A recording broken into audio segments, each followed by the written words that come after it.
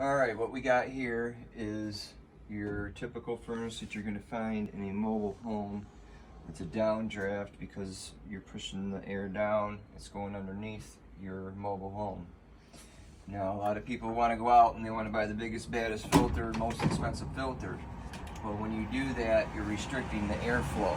These furnaces strictly can only use the cheapest of the cheap filters.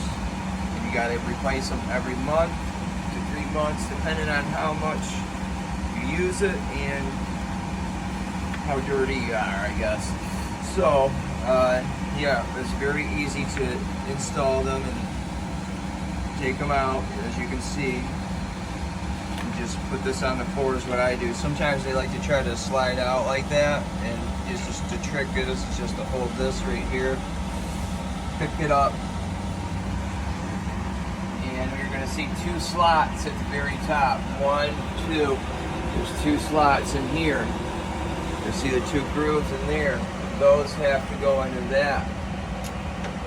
Be sure that your filters are put in the right way. They have arrows on them. I'll show you again. The filters, they got to be put in.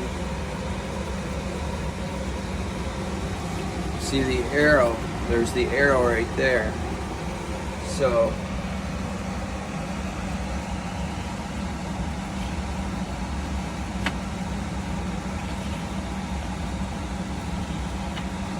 arrow pointing that way. You are sucking air in through your whole house through this. The air is coming through it. Some people believe, oh, it's just coming out of here. No, it's not. It's being sucked through, going through the filter. And if you get them bulky filters that have, you spend $10 on one, you're going to burn your furnace up. You're going to ruin it. So, that's my tip.